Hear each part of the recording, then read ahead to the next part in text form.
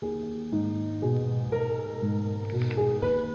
hosts feel it would be a little unkind to present this podcast without just a word of friendly warning. We are about to unfold the story of Frankenstein, a man of science who sought to create a man after his own image without reckoning upon God.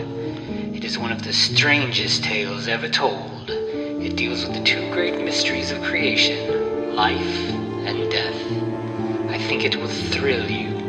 It may shock you. It might even horrify you. So if any of you feel that you do not care to subject your nerves to such a strain, now's your chance to. Well, we've warned you.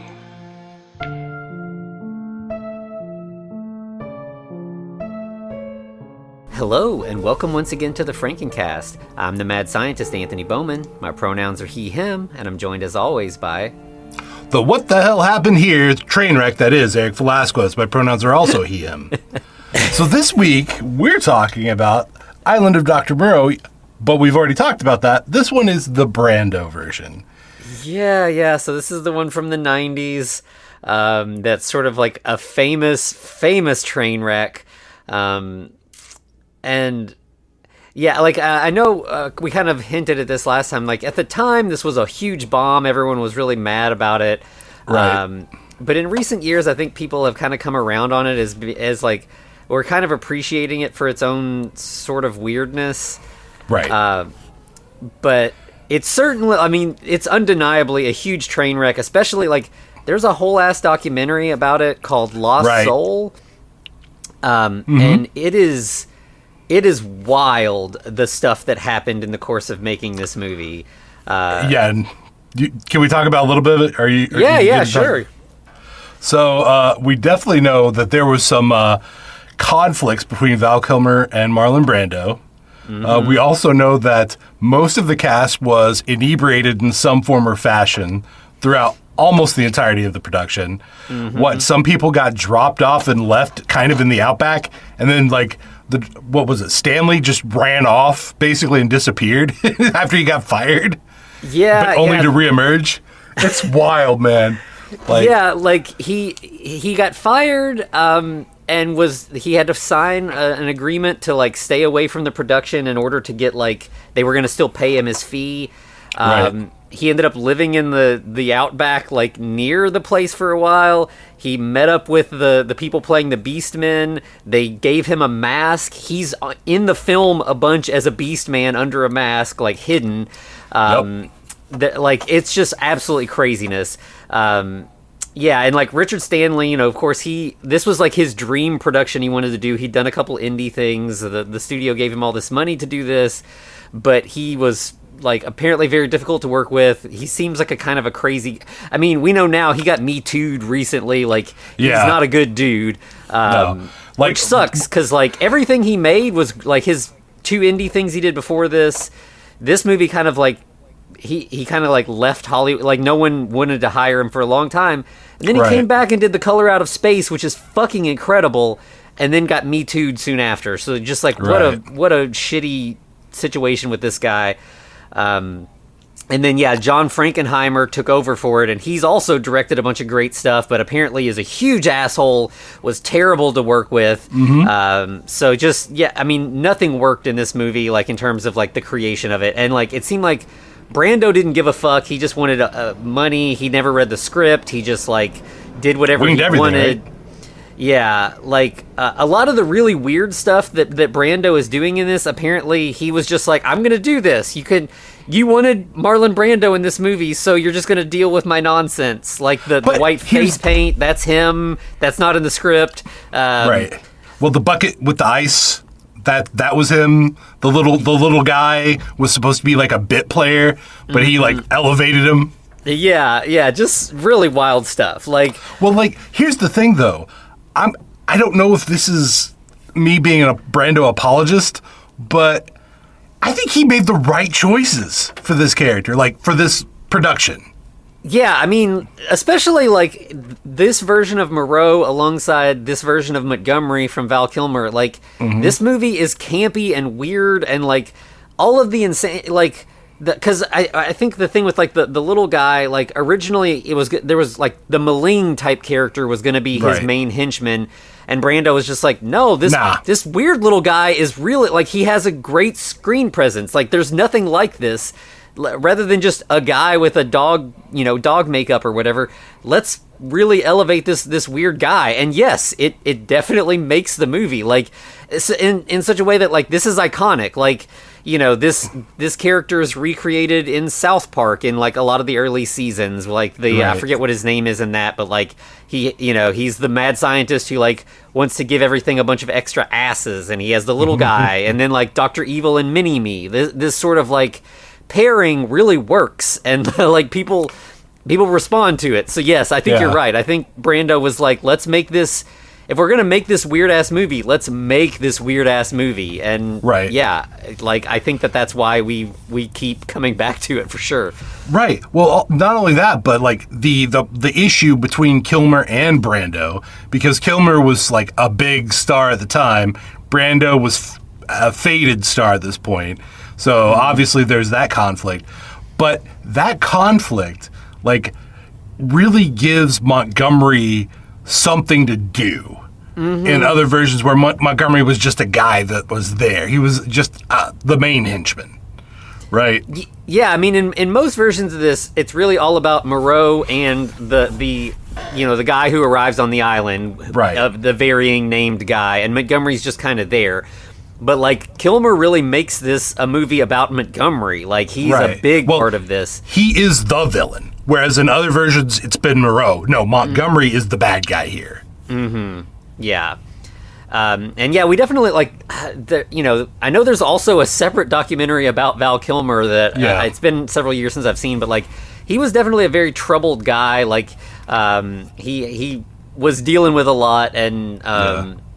but so like, I think it all comes together in this really weird way I was really glad to rewatch this. I was really kind of blown away with how much I enjoyed it. Yeah, 100%. Like, I've seen bits and pieces of it, honestly, in the past, but I was like, wow, that's crazy.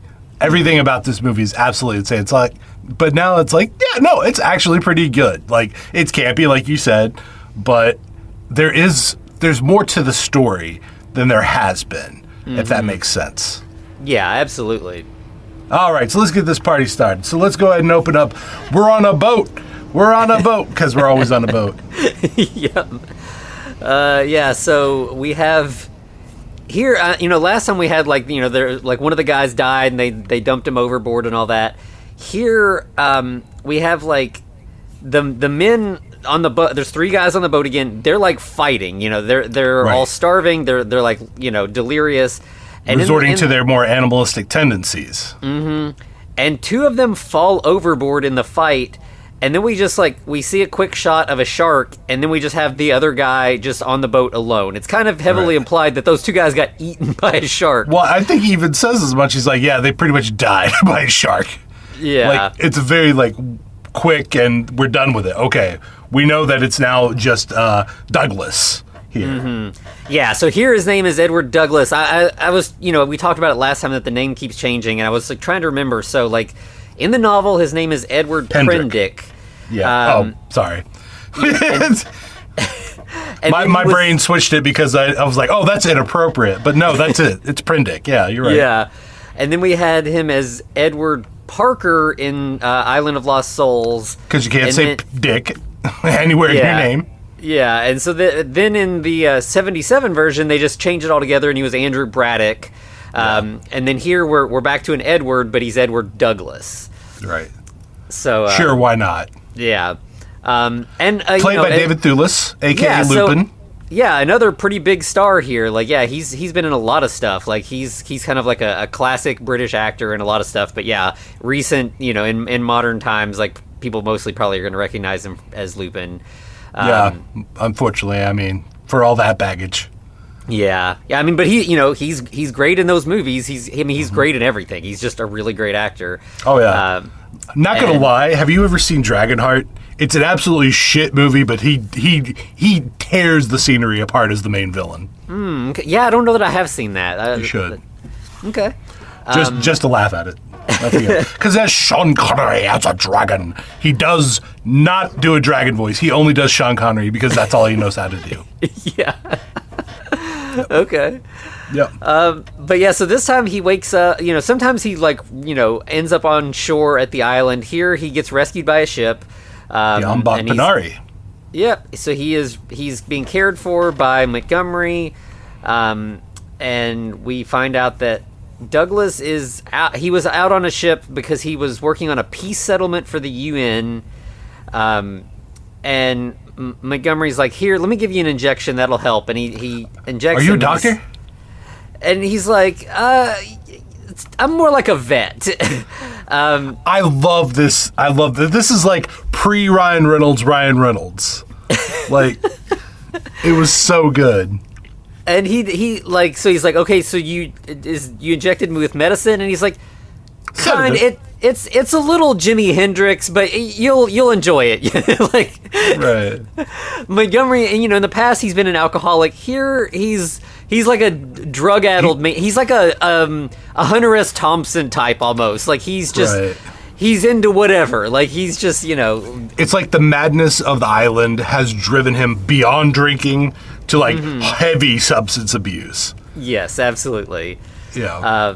So they eventually arrive at Moreau's island, and here... Oh, did we say that Douglas is a UN peacekeeper? Going to sign some peace accords? The generic peace accords? Yeah, it's never clear what peace accords or anything, but we're just, we're being told that Douglas here is some kind of, like, very good altruistic guy, basically. Well, in his own brain, maybe. We'll see. Yeah. But here we've had in the past where, he's forced off the boat for various reasons. Here, Montgomery just kind of convinces him to. He's basically like, the crew running this boat, they don't speak English. They're kind of untrustworthy. Like, he kind of implies, like, they might murder you or assault you. Like, right. He's like, he says the captain has taken a liking to you. Yeah. So, like, Douglas is like, okay, I guess I'll get off here and wait for the next more reliable boat. Right. Well, but here's the thing. Why would Montgomery even bother? Like, if that wasn't at least partially true. Like, he doesn't seem like he does engage in subterfuge, but also at this point he's also matter of fact, like, shit's gonna go sideways. Like, I'm just telling you how it's gonna happen. Yeah. It's up to you if you want to take part in it. Yeah. So we right away, like, have Montgomery giving Douglas a tour of the island and telling him about the history. And so the island was originally established in 1890, aka around the time of the book. Then it was bought by the Japanese right after World War II, because apparently they didn't just settle there and keep it, but they were going to turn it into a resort, and that didn't work out, so they just kind of fucking left it to rot. Yeah. And it's like, you could see the remnants of the Japanese military base throughout the whole thing. Yeah, like, moving this sort of forward in time and giving this island sort of a weird past is kind of, it just builds the sort of, like, ominous nature of, like, in the past it's always just been like, it's a deserted island and Moreau just moved here and that's it. But this is almost a cursed island. Yeah. Like, I think, as reading stuff about this, I know that, like, H.G. Wells was kind of upset. Like, soon after he published the novel, Joseph Conrad published Heart of Darkness. And another Wells... Brando? Yeah. I mean, because, Brando was Kurtz in Apocalypse Now, which was sort of like a modernized retelling of Hearts of Darkness. The horror. Sorry, yeah. Yeah, so which it really makes sense to bring him in. And I think that's sort of intentional. Like, it feels like this movie is, in the way that the recent Nosferatu kind of felt to me, like, we're going to marry the Murnau Nosferatu with the Bram Stoker novel that it was stolen from. This feels like we're going to mash up Hearts of Darkness with Dr. Moreau and like move it into this weird and like even add Apocalypse Now in there and just make it this weird mashup of like just the horrors that are in the human psyche when left alone to its own devices and stuff. Like it feels very intentional and sort of like like having all this history is part of what makes this feel like it's not just like we're washed up on a desert island. Like this is people when left alone go to some really horrible places. It's almost like what the hell was that thing with the pig head? Lord of the Flies. Yeah. That's definitely in this same vein as well, for sure. Right. And like to kind of really show that right away. Montgomery has a crate full of rabbits that he's putting into this like cage, and Douglas is like, "Oh, I used to have a pet rabbit. You like this one? You like this rabbit? Break. Here you go." Yeah, just he has Douglas kiss it and then snaps its neck, and he's like, "All right, we're gonna." We don't usually eat meat here. Moreau doesn't like that because you'll see. But he'll make an exception for this. Yeah. So they take the dead rabbit and head up to Moreau's house. So here's the thing: he's already This is the thing that ruins the island, effectively. Mm-hmm. Like he's already done it. The everything from here on out is just the after effects of breaking the rabbit's neck. Absolutely, yeah. I really love that it's a weird, fucked up moment, but it seems like a small moment, but it's not. Right. It's a huge, yeah. Yeah. So we also. As they're headed towards the house, Douglas notes there's like a little shack with like a huge comms array built into it. And Montgomery's like, I'm the only one who can run that thing, and it hasn't been working since I left, so who knows how long it'll take.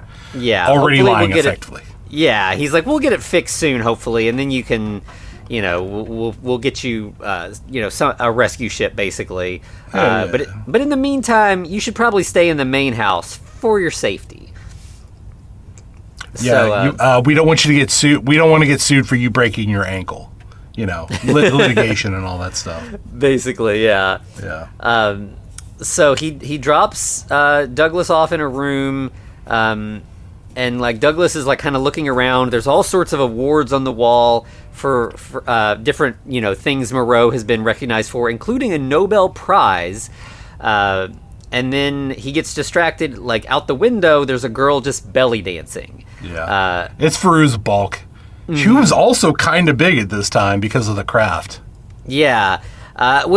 She's kind of great for this because she's sort of like ethnically ambiguous in a way that is good for this sort of like, island girl, but she also has a very unsettling air about those her. Those eyes, you'll get lost in those eyes. I wouldn't say the devil's eyes, but, like... Yeah, she has big, wild eyes, and just like her mouth is kind of like, also kind of big and crazy. I mean, like, if you've seen The Craft or seen other things with her, she always plays like these sort of like... Unhinged. Yeah, these mysterious, weird goth girls, and she's perfect for this. And... she was a very pivotal moment for both of us, I imagine. Anyway. Yeah. So Douglas goes to try to talk to her, and she seems kind of scared, but then she kind of gets close to him, and they start talking, and right away she's curious and into him, as we often have this sort of character. Did you note that she says, "Oh, you have such beautiful hands"? Like, this is a reference to Island of Lost Souls, right? Because she didn't effectively in that movie. Yeah. And then after she sees Montgomery approaching, and she's like, I gotta go, and she runs away. And Douglas is like, man, she's beautiful, and Montgomery's like, she's a pussycat, which is a great line. After he puts a flower in his mouth for whatever reason. Yeah. Why not? And again, I think this is trying to sort of meld all these different interpretations of the story together, because this character, we've obviously we don't need to be cagey. We've been watching this movie for the past couple weeks. There's the Panther, cat girl, who's not part of the novel but has appeared in most of the adaptations, and it seems intentional to kind of keep bringing her back. It's the Igor effect, right? Absolutely, yeah. It makes it better just because. Mm-hmm. Yeah. And so Montgomery and Douglas kind of talk about what's the deal with Moreau? He had to leave the U.S. because animal rights groups were persecuting him. I think it had something to do with him inventing Velcro. Just because Montgomery he's like, he tells you everything that's happening, but also he says it in such a way that it's like, what the fuck? Yeah. Like, it seems like random lines. Yeah, he's just constantly making jokes, but it's like he's making jokes that Douglas. There's no way for Douglas to understand that these are jokes. They're not just jokes; they're sarcastic, sardonic. Like, these are dark jokes that he's making. Yeah, and they're just to amuse himself. He is not trying to like get a laugh from Douglas here at all. Right. And so eventually. He's like, yeah, I joined him later on. I thought his work was interesting. Let me take you to your room. So he, as soon as Douglas goes in the room, Montgomery closes the door and just locks him in. And Douglas is for your safety, I guess. Yeah, Douglas is mad. He's banging on the door, and then we just cut to later that night. Douglas has spent a couple hours figuring it out, and he has picked the lock and wanders outside where he hears animal sounds, but they sound like there's pain in them, like a hurt animal. Right. But we also see Moreau's his arm and almost side profile, listening to the classical music. Mm-hmm. Yeah, it seems like he knows that Douglas has left his room, but he's not really bothered by it.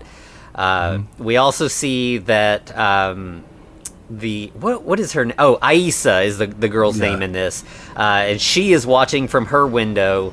As Douglas goes out into the jungle, or not out into the jungle, just wandering through the compound, and he eventually finds into the lab. Mm-hmm. And again, this is the Moreau lab we've seen so many times. There's a surgical. This is lab. kind of graphic. I feel like we should put a trigger warning. I don't know why, but I feel like a trigger warning is needed, just because this is such a bizarre scene. Yeah, it's well done. It's gross. It's body horror. Yeah, because we have there's a slab there with a animal doctors, literal animal people doctors. Yeah. Mm-hmm. Yeah, the beastmen in this they're in scrubs, in OR attire and everything. And around them there's animal cages with living animals. There's also specimen jars full of animal fetuses and stuff. It's right. But on the slab there's an animalistic woman giving birth, and she gives birth to a baby it has a baby's head, but it's like a naked chicken's body, like a plucked chicken. Mm-hmm. Yeah, how? Yeah, it's animalistic, but not in the same way that she is, which is especially strange. Yeah. And so, so of course Douglas sees this, that freaks him out. He tries to run away. He bumps into Aisa, and she's like, "Come with me, I can help you escape." So they run into the jungle. They're being chased by some of the animal doctors. By tuxedoed manimals. Mm-hmm. I love the tuxedos they wear. Yeah. And as they come to a river where they see, as we often do, we see a beast man lapping at the water. Sort of. Is this Aina? Yes, I think so. Because there's Aisa and Aina. Yeah. Because Aina is a hyena, huh? Okay. Yeah. And he's very beastly looking. He's again sort of he quickly transforms into bad CGI for the time and runs off. And they see that next to him, where he was drinking from the river, there is a mangled rabbit corpse. So they're like, oh no, and so they go to continue on their way, and they bump into an ape man, and Aisa wins. He's just he's a 5-finger man like you, right. And we need your help. And we find out that his name is Zazamund, and he's like, okay, follow me, I'll take you to the Sayer of the Law. But he's fucking the voice of Megatron. Fucking not Peter Welker or Frank Welker. Really? What the hell? Yeah, seriously. Yeah, Frank Welker. I mean, he's a classic sort of animation actor. He's done voices in everything. Scooby Doo and the Flintstones. He's been around forever. Just he was Fred from Scooby Doo. Yeah. So he leads them to the Beastman village, where they go into like a building that leads down into like a basement, and we've had this in like caves but like here it's like sort of just this sort of like underground like cellar, and Right. the sayer of the law Yep. is preaching the law as he does. Played by Oh, who is Ron fucking Perlman. Oh yeah, AKA Hellboy. yeah. I mean, and Ron Perlman is like he's just great at being sort of animalistic guys. Wasn't he like Right. the Beast? He was in Beauty and the Beast, like literally from the show from the 80s, which is wild if you ever watch it. Yeah, But no, yeah. like here he's literally giving a sermon. Like he's giving a sermon, but he has a ram's head.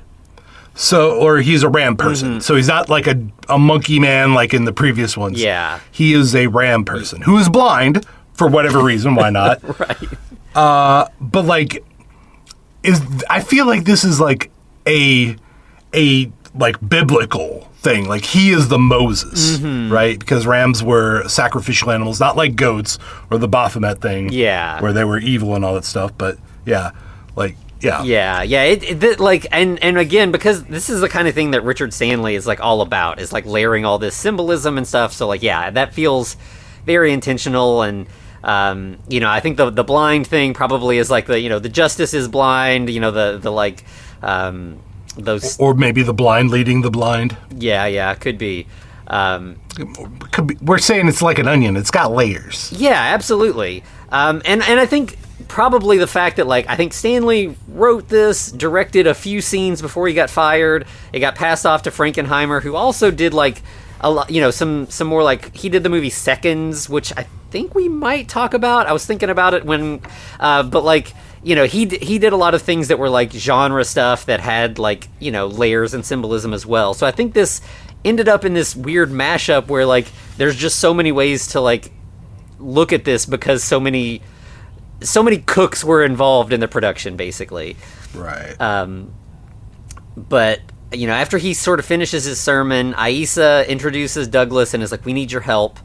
But then we hear like a horn blowing, and everyone's like, "Oh, it's the Father! It's the Father!" Right. So he's summoning us for his work. Yep. So everybody goes outside, and we finally get to see Moreau. Like, we had that like dark shot of him from the back, but like now we finally get to see him in all his glory, and he looks absolutely insane. Great. He's kind of like almost like the Pope or something. Yeah. Yeah. This is a Pope mobile. That was the whole thing for the time. It's like, oh, he's making fun of the Pope, and that's also a good way to alienate your largely Catholic audience, or Christian audience. Yeah, so his face is painted white. He's wearing like big dark sunglasses and has a funny hat. Yeah, crazy hat. He's in this like vehicle where he's like sitting up above everything, sort of in this protected dome. Well, like the Pope, he's like gently waving at everyone. Yeah, at the time.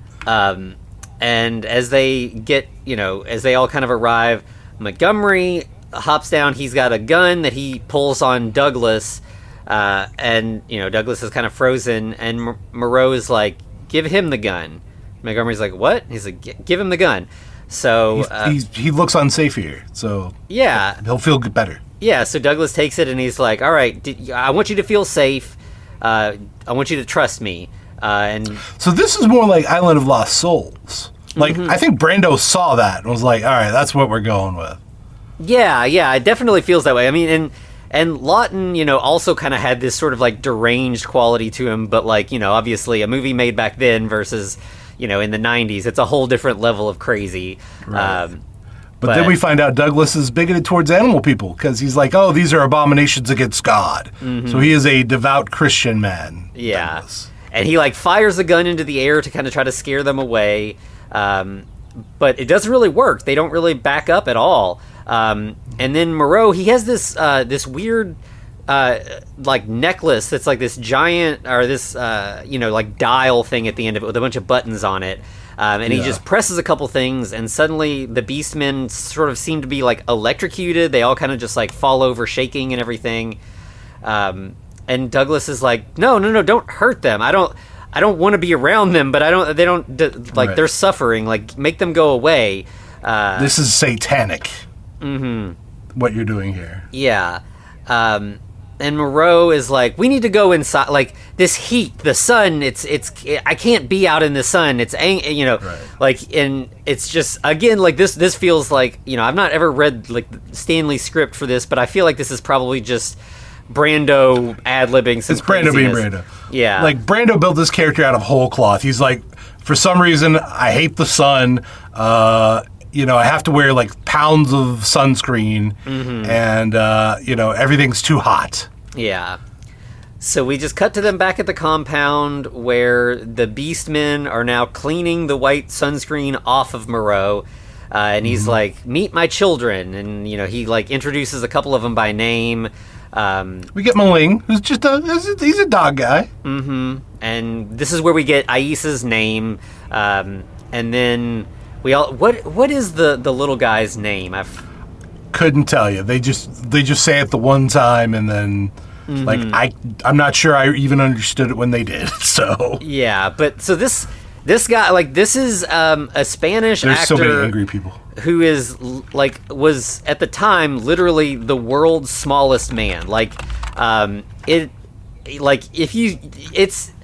wild to see. Like, I mean, this is not just like your normal like little person. He is just small in every way. Like, it's Mahai. Okay. Mahai's. And like, I again, like we said, like, I think Brando was right to be like, this actual man is just so unique, and like he should be like, we should really kind of glorify, like, show him on camera. Like, let's spend some time with this guy who people haven't seen anything like this before, and he kind of deserves to kind of have his like moment of fame here. And yeah, like, apparently he was also kind of a weirdo, like, from that documentary. He wasn't Spanish. He's Dominican. Okay. I remember them saying that he spoke Spanish, because it was like, I know the guy who was Maling spoke German, and like, it was a whole thing where like Brando kind of acted like he could speak Spanish and German, and he couldn't, and stuff. But apparently also this guy, this actor was he was like in his 20s or something, and was like apparently like he like hit on a lot of the women on the set. Was like, I bet you're curious, you want to get with this little guy or whatever, and there, like, there's some interviews with some of the actresses who were like, he was kind of a perv, we kind of like had to stay away from him. No. Really? Yeah. But apparently, like, he definitely, like, he makes this movie because you've never seen anything like it. So yeah, definitely good on Brando for realizing that this would really kind of set the movie apart. The actor's name was actually Nelson de la Rosa. Okay. And yeah, so we have they're like,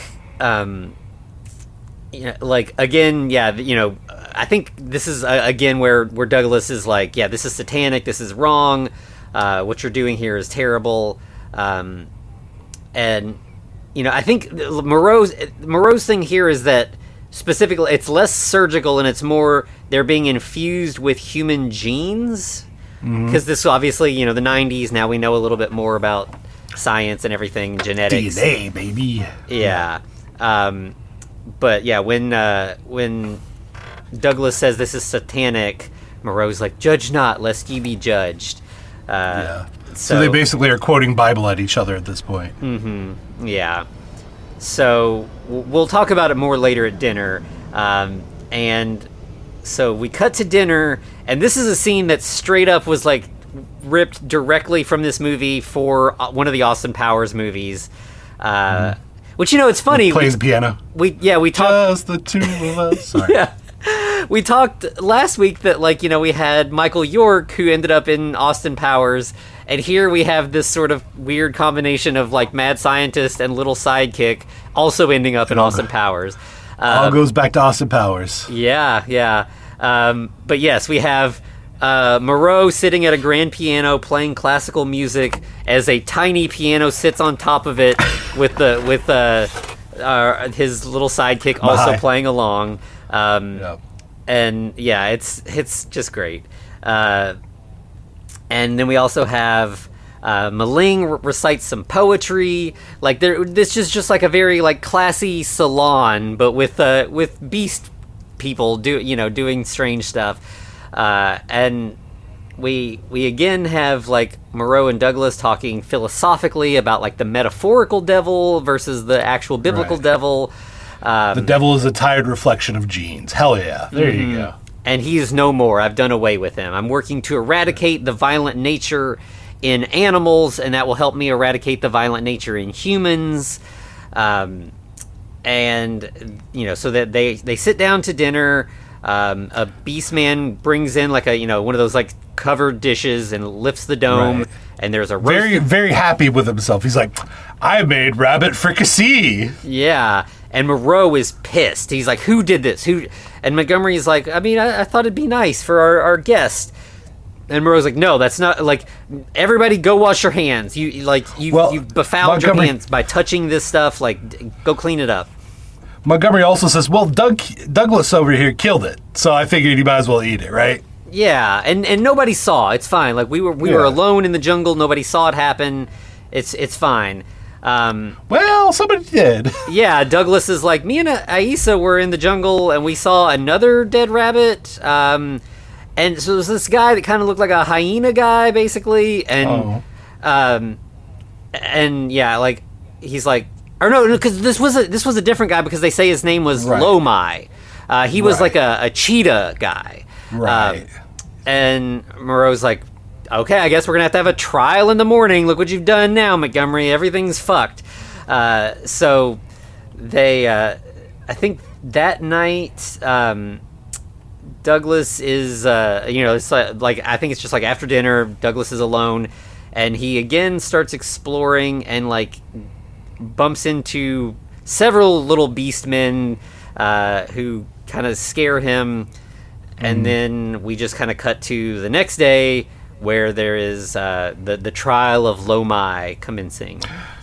Which is also another pivotal scene. Mm-hmm. So, yep, we get to save the law. Who has broken the law? Mm-hmm. And, yeah, everyone, they point to Lomai. And, again, like, he knows that basically that things have gone south for him. So he rushes towards Moreau to just attack him. But, Moreau's got his button. He hits it, zaps him.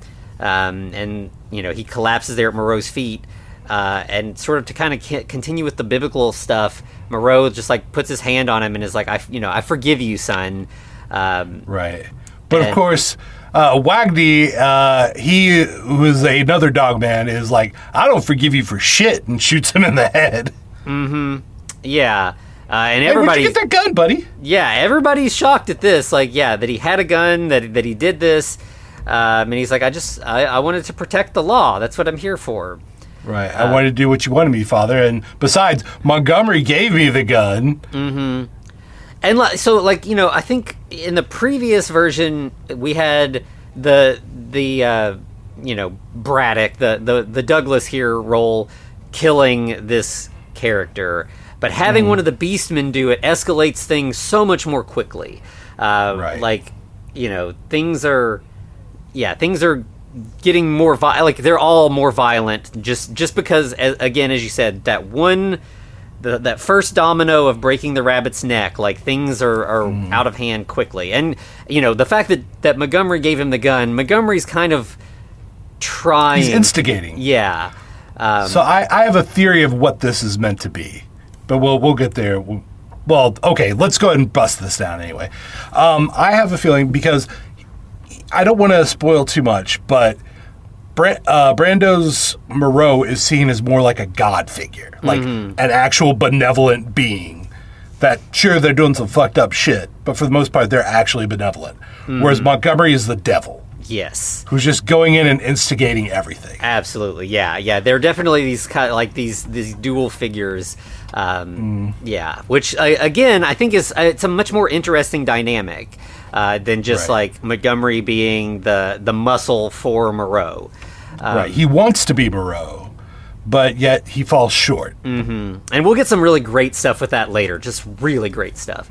But so we cut from this to the funeral of Lo Mai, and like it's intercut with shots of Douglas, who is not attending the funeral. He's in that comms shed trying to get it working again With Maling. And so as opposed to sort of like the Viking funeral thing, here we just have like an incinerator where they put Lo Mai's body and burn it up, and then a little later, one of the beastmen goes and looks in the incinerator, and amongst the ash, there is a little metal like chip, like a little box thing that's got Embedded in bone. Yeah, so like he kind of thinks about that for a second, and then like he's like, okay, that's and he like feels on himself, and there's something there under the skin, and he rips his skin open and pulls out his own chip. This is obviously the thing Moreau has been using to control them, to electrocute them.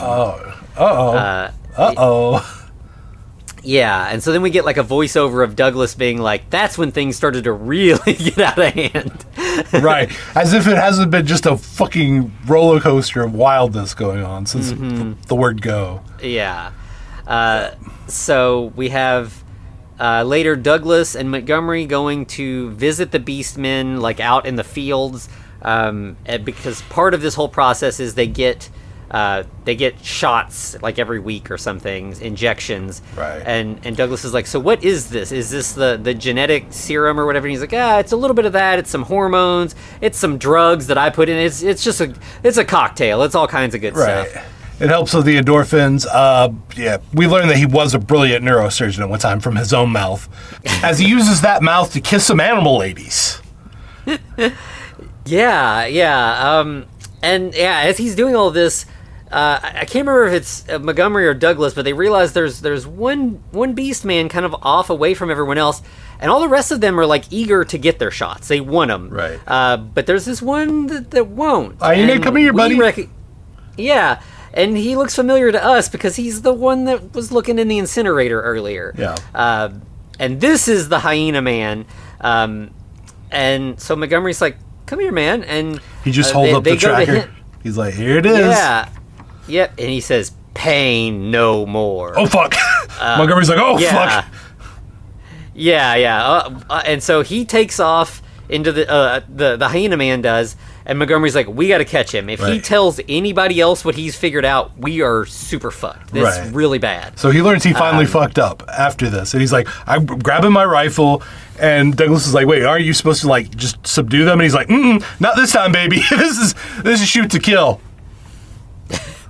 Yeah, and so we have one of the other beastmen, Azazello, I believe's his name. He's excited. He's like, I'm ready to hunt. Let's go. So yeah, they all take off. Meanwhile, we just see a little later, again, Douglas trying to use the radio array. Maling is still there helping him. And then Montgomery comes in holding like a computer motherboard. He's like, you're not going to get to work without... Well, he's not holding it. It's literally on his head. He's like, you're not going to get it without... Takes off hat, this.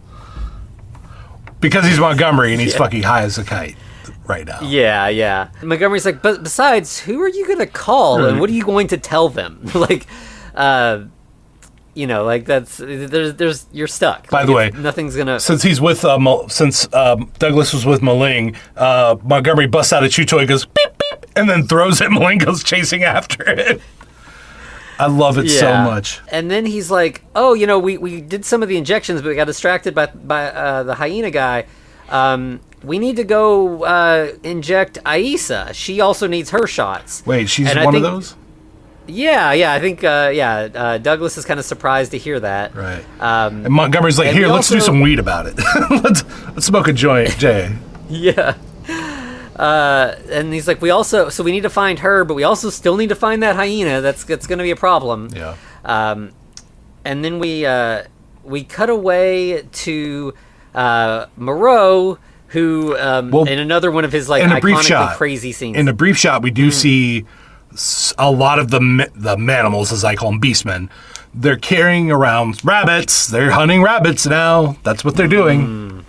Yeah. But in Moreau's room, he's got an ice Colander bucket hat. on his head. It's the craziest thing. And Aisa is in there. She is filling it up with ice. And they're kind of talking. She's worried that she's becoming more animalistic again, and he's like, Don't worry, you're beautiful. And she's like, no, I want to be like you. And he's like, come on, like me, which is a great bit. Like you have beautiful Fairuza Balk, and you have Marlon Brando in the later era of his life when he is, he was once a very handsome actor. Right. You can't really say that about this He's in his era later of Brando. Elvis phase, right? Mm-hmm. Yeah. Yeah. So he's like, you don't want to look like me. And she kind of smiles frumpy, at that. yeah. It's You don't want to be old, frumpy, and fat now, do you? But yeah, which I think is like, he is like this sort of sweet father to her. Like, once again, going back to the godlike figure, a lot of people imagine God as a loving, caring father like this, whereas, in other modes, he's not. Moreau is not, that is. Yeah. So then we cut back to the hyena man leading a group of the beastmen who break into the house and just start kind of like digging around for stuff. They see animal skulls. They don't like that. Yeah. At first, like, it seems like they're trying to be sneaky and search for stuff, but then they find the piano and they just can't resist, and they just start fucking around on the piano, making a lot of noise. Mahai actually is playing, like, Mahai is a very smart character because he actually hit one of the keys to lure them over and ran away because he can hide easily. Basically, he pulls a Chucky. And they're like, "Oh, cool! Pianos make cool sounds. We're gonna bang on this thing for a bit." And then Moreau comes in. He's like, "What do you guys with milk and cookies?" Was I right? I like part of this is a fever dream. I feel like I was stoned by proxy. Yeah. Yeah, and like instead of being like, "Wait, what the fuck's going on here?" He's like, because they're just pounding on the piano, they're just making noise, and he's like, "Hey, what's going on, guys?" He starts talking to them about music composition, and he's like, there were some composers that were into this sort of like atonal composition that like you'd probably like because it sounds kind of similar to what you all are doing, but when we had like the composers that focused on the structure and like the 12-tone system and everything, it opens up, like having that restriction allows for a lot more beauty in the composition. And he sits down and starts playing like classical music, which is just like it. I think he's like crazy like a fox. He's smart enough to know like if he goes in guns blazing and tries to fight them, it's gonna go sideways. They're probably gonna kill him. But he like kind of gets them off balance by like just talking to them and then playing music. But as he does, he notices Aina has a lot of blood dripping on the floor. He's like, "Oh fuck, oh that's not good." Yeah, and he realizes what's going on there, and that's when Aina's like, "What are we? We call you father, but we are not like you." Yeah. And the whole time, like Moreau is just playing and kind of trying to stall for time. Well, he's like backing up to this one little corner of the room a little bit. Yeah, and this is where Mahai brings the like zapper thing, and Moreau hits it and it does not work. Right, he figured it would work on at least the rest of them if it didn't work on Aina, but it didn't work on anybody. And and when he does that, like the beat or like Aina's like, "Why? If we are your children, why do you give us pain?" Right. And Moreau's like, "I mean, you are my children, but law is necessary. If there's no more pain, there's no more law." Yeah. The pain no more. And so, then this is when Aina starts reciting sort of like it's funny like that we keep talking about God and like satanic stuff and everything. And Aina starts reciting like these sort of inverted versions of the law, which is like, I think the, there's been a couple different versions of like Satanism over the years. And one of like the LaVeyan, like, the Anton LaVey version of Satanism, a lot of it was like, we'll take God's law, we'll invert everything from like the black mass. We'll do the Catholic mass, but we'll switch everything. We'll make it all kind of gross and bad. And that's kind of what this feels like. Like he said, instead of "Are we not men?" he says, "We are not men." And then he says, "I am the law." So at this point, we have this sort of, group of beastmen who are no longer under Moreau's thumb. Right. They attack him. Well, he says, "Fuck it, I got one shot." He tries to take one skull and hits one over the head, and it does nothing. Mm-hmm. Yeah. So, they drag him outside. This is where Douglas appears. He's got a gun. He fires it into the sky again. And I think this time they realize, like, he might actually fire on us, so they do run away. Right. But they grab that pain button and take it with them. Interesting. Aina's, it's like he's planning something. Mm-hmm. Yeah. So Aisa cries over Moreau's body. Yeah, so, Moreau has been killed. They killed him. Right. Douglas, trying to be Mr. White Knight, I'm hashtag nice guy over here, is like, "Oh, you're not like them. You're human-ish. You're made of finer things." Mm-hmm. Boo. Yeah. I don't like you now, Douglas. Yeah. Yeah. And this is when, he also says, Moreau's still with us, watching over us, so it's... He's been converted to a Moreauist, right? Yeah. And, but Aisa's like, we need more of the serum. Montgomery used to give it to us, but, we need it to stay humans. So Douglas searches the lab where the Beastmen just kind of, wrecked everything. And it's fucked up. The lab's fucked up. Mm-hmm, and he can't find the serum. And then behind him, he hears Moreau's voice. Well, kind of. Again, this sort of, twisted interpretation of Moreau's voice, and he turns Judge around. Not lest you be judged. Yeah, and this is I really, really love this, because I feel like most people who do voices and impressions, they've got a Brando. Brando is such a classic impersonation, right? And we have Val Kilmer as Montgomery doing a Moreau, doing a really great bad Brando impersonation that is just so perfect for this. It just really leans into the craziness of everything that's happening here. Mm-hmm. He's kind of dressed as Moreau a little bit, and Douglas is like, "I'm trying to find the serum so that I can help the Beastmen," and Montgomery's like, "I destroyed all the serum. That's gone. We're past that at this point." Why would you do that? Yeah. Douglas is like, "What are we going to do then?" And then we cut to outside where Azazello, the sort of main loyal to Montgomery Beastman, confronts Hyena. And Hyena's get him, basically, to his guys. Right. And Azazello pulls out his gun and fires it, and he's like, "I have the fire that kills." Right. Okay. But Hyena has the button that hurts, so he hits it, causing Azazello to hit the ground. And, Azazello's like, "Okay, I know who, I know how to be loyal to the guy in power, so... Right. I'm on your side now. I know where there's more fire that kills. We can team up. We can take over the island." Sure, but let's burn these docks down and blow up this boat. Yeah, so that none shall escape. So now it is, as you mentioned earlier, it's very Lord of the Flies. The Beastmen have taken over the island. Mm-hmm. They are now in charge. And we see back in the lab, Douglas is trying to recreate the serum, right, which is a crazy thing to try to do. He is not a scientist. He's a UN peacekeeper or whatever. Right. It's not going to work. So Montgomery goes down to have a rave about it.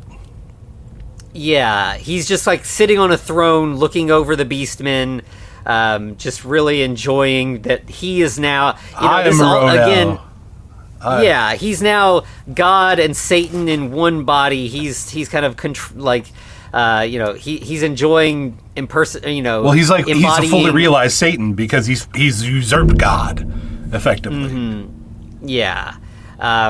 He's doing the Brando impression again, and the beasts are sort of worshiping him. Back in the lab, as Douglas is trying to figure this out, he finds several vials of his own blood and is like, what? And then kind of has a flashback and is like, oh, okay, must have been when I was unconscious on the boat. This is the only time someone could have stolen blood from me without me knowing. Right. Oh, they were using my blood to make them... Make the serum. Right.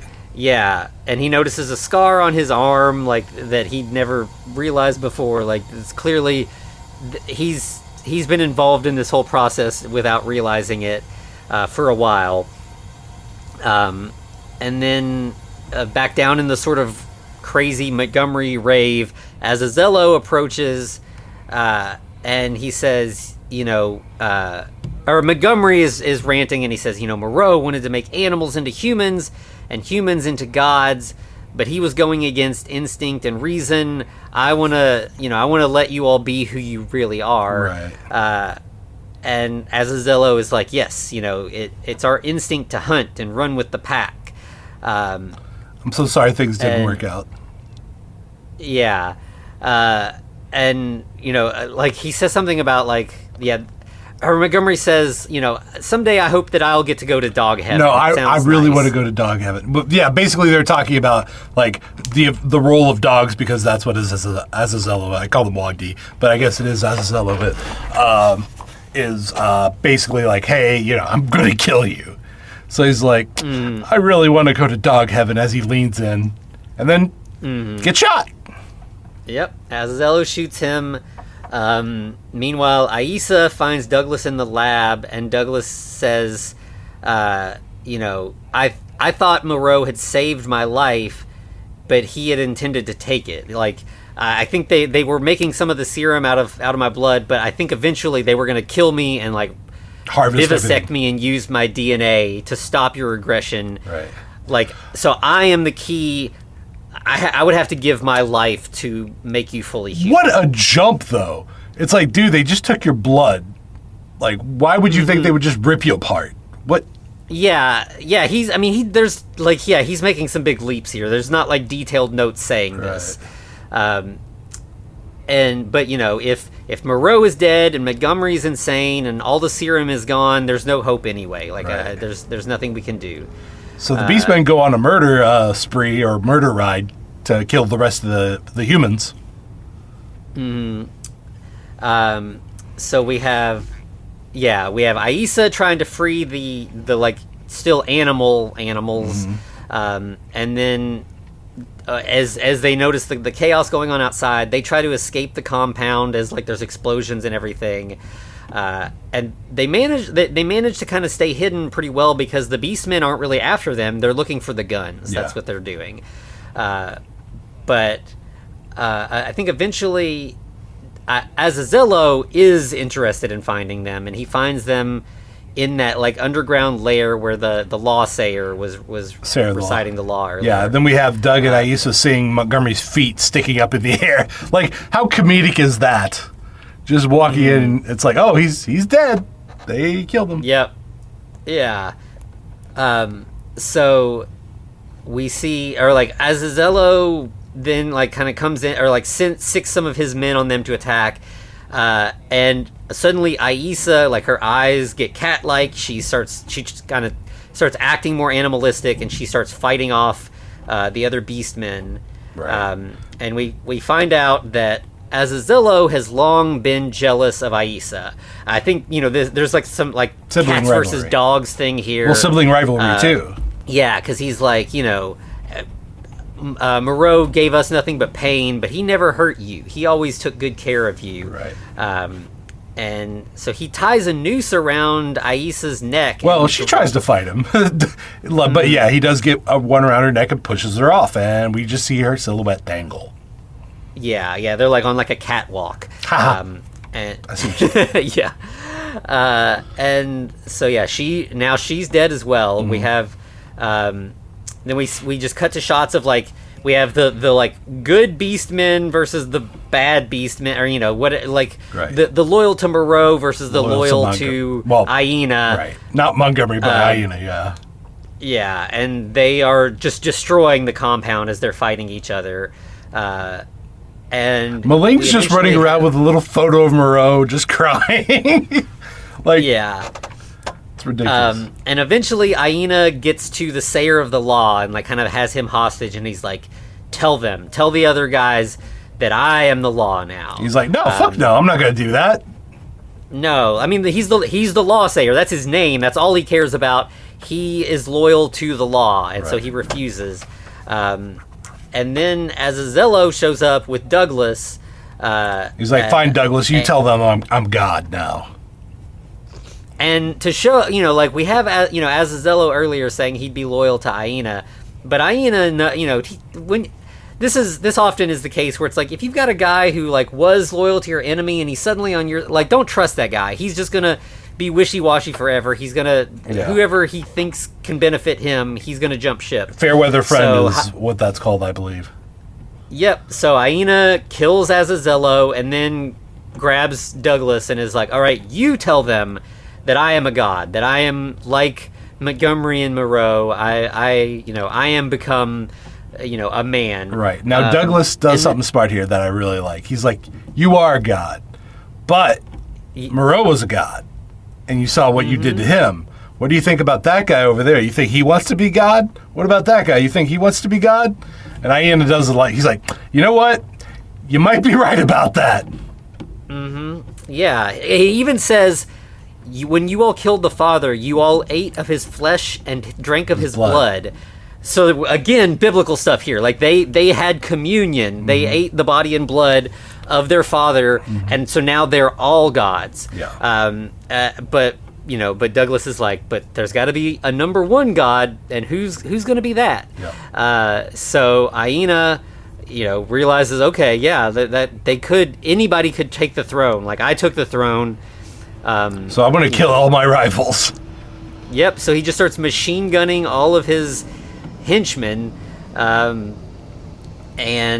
so there's just chaos ensuing. Now everybody's shooting everybody. There's fire. There's explosions.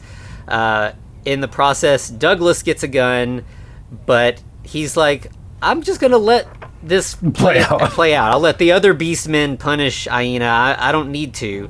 And Maling's like, there's a situation where basically there's a bunch of gas around, and Maling's like, I'm getting vengeance for the father, and like sets everything on fire. Yeah, and he goes into into Moreau's study or whatever and cries out, "Father, well, Aina why?" Does. Aina does, because Maling set the fire, and Aina walks into it. Yeah, because the beastmen kind of beat him brutally, but they don't kill him, and he kind of chooses to sacrifice himself. He chooses death, and again, this feels like calling out Father why seems like so biblical. This is Jesus on the cross almost. Yeah. Why art thou forsaken me? Exactly. Yeah. So the building collapses in a very, a very Frankenstein-y moment as well. We often have the Frankenstein monster get buried under burning rubble at the end of the film. But this is not a Universal movie, so it's not the abrupt ending. We keep going after the building collapses. That's right. We're getting some denouement up in here. Yeah, so we have Douglas getting onto a raft, trying to escape the island. But he says the keeper of the law, or the sayer of the law, Maling and Mahai are the only survivors? I feel Seems like it, yeah. And there's a few sort of just extras, some lesser beasts or whatever. No. And they're like, they beg him to stay, and he's like, I have to go back, but I'll return. Right. I'll come back with scientists who will understand Moreau's work, who can help you all. Maybe we can, recreate the serum. Sayer says, nope. Don't bring any more scientists back here. We don't need no labs or no scientists. We need to be what we are. Mm-hmm. Yeah, and he says, to go on two legs is very hard. Perhaps four is better anyway. And so Douglas agrees. He gets on the raft, and it's it's a raft, but it has a motor, right? So he motors away, narrating. But this, I think, is actually from the book, because he's like, note that this is a true story. I've even placed the coordinates for the island. what does he say for man's likens to the beast people? Yeah, he basically is like, I want, this is a cautionary tale. Right. Everything is true except I deleted the coordinates so that nobody could find this island. I want to protect them. But, you know, I don't want anybody to try, I don't want anybody to find it and try what Moreau did. But I also want to warn men of how close we are to being beasts. Before we go in fear? Mm-hmm. And as this is going, we have it goes from him like on the boat to like news footage of men hurting each other. You know, violence, like riots. Got to really hammer that point in, do we? Yeah. So like this is how close we are to animals, and that's how we end the movie. So we're missing. I'm just saying that if someone were to make an Island of Dr. Moreau now, it wouldn't be far off from this. Yeah. I mean, as we kind of mentioned last time, that it feels like every 20 years or so they do it again. So it feels like it's about time.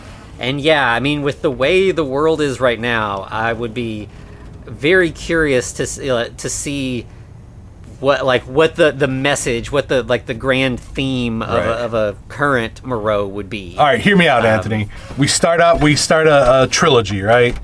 We go to Island of Dr. Moreau, then maybe the boat of Dr. Moreau, and then finally the nation of Dr. Moreau. Because that's what it feels like right now. Just saying. Yeah, it does. It definitely feels. Like the warning at the end of this movie, we did not heed it. 20 years later, quite the opposite. Things actually feel,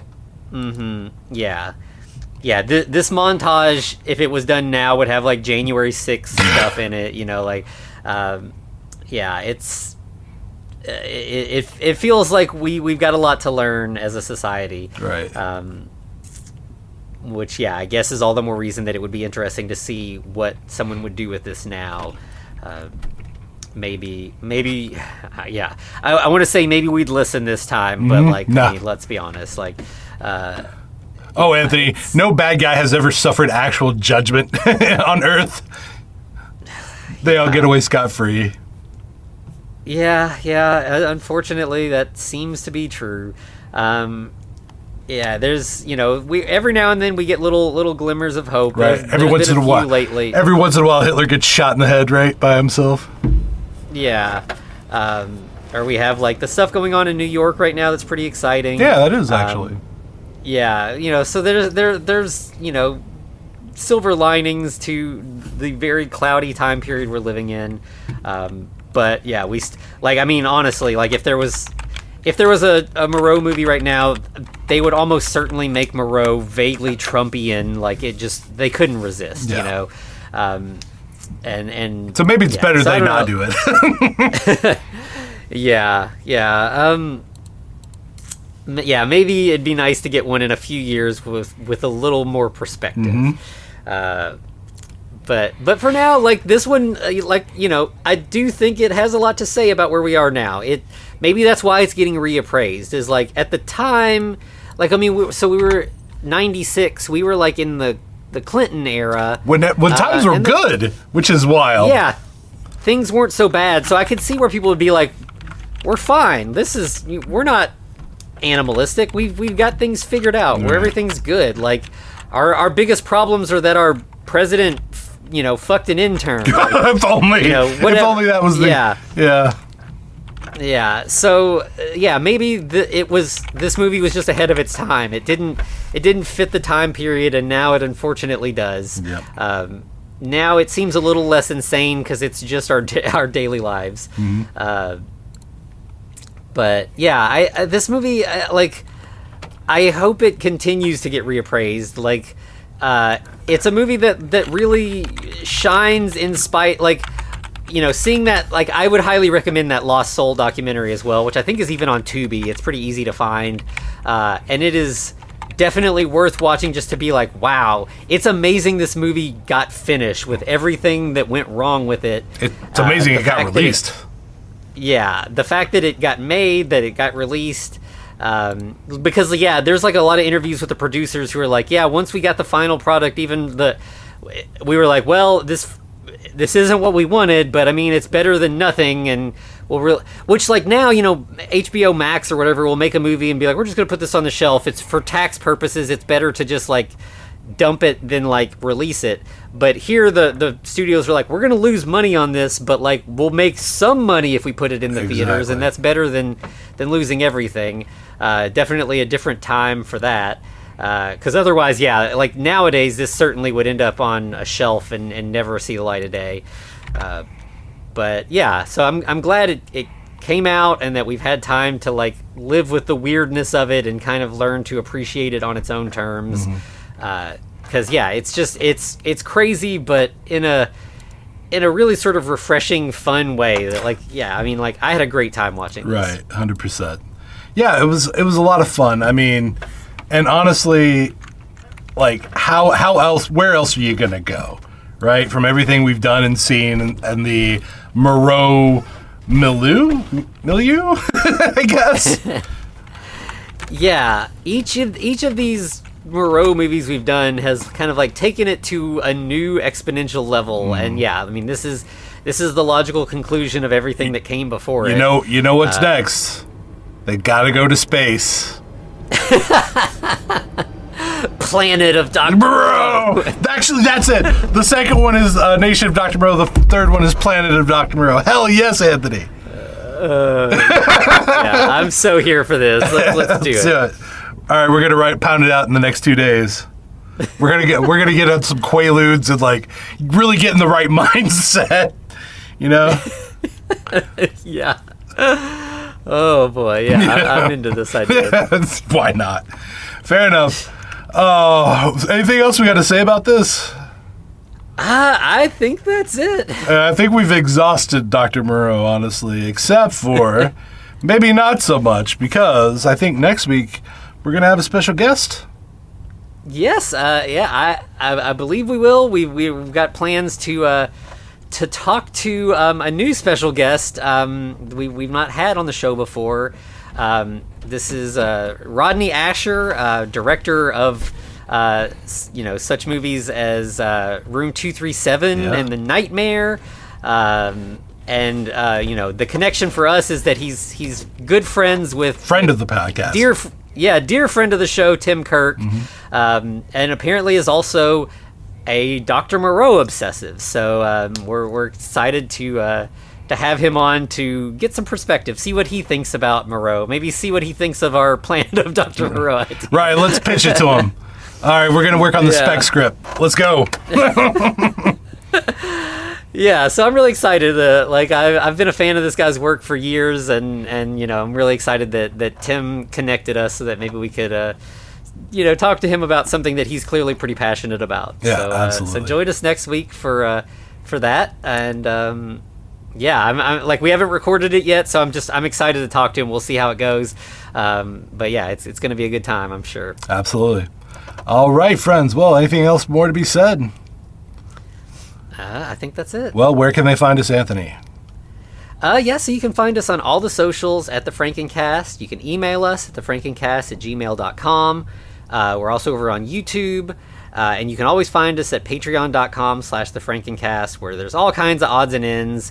I feel like this Moreau thing is us kind of stepping away from Frankenstein stuff a little bit, although I think it's still Frankenstein-y enough. It's in the realm. If you like it when we kind of diverge a little bit more, there's all kinds of wild stuff over there. We've talked about various books and TV shows and odd, little shorts and porn films and whatever kind of weird thing you're into. I'm sure we've talked about it in some way. So many Frankenstein adjacent porn films. Like, it's a weird thing, Anthony, that people like their Frankenstein porn. Or maybe it's not, because it's all about bodies. Who knows? Yeah, true, yeah.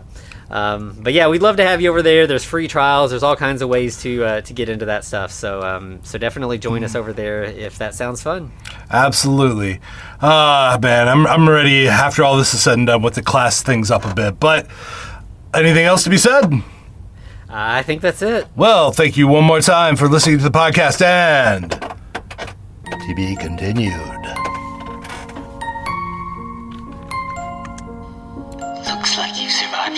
episode. The Frankencast is a production of FCR Media. It's hosted by Anthony Bowman and Eric Velasquez. Follow us on Twitter at The Frankencast, or send us a letter at thefrankencast@gmail.com. Our cover art is by Amanda Keller. You can find her at Keller Illustrations on Instagram.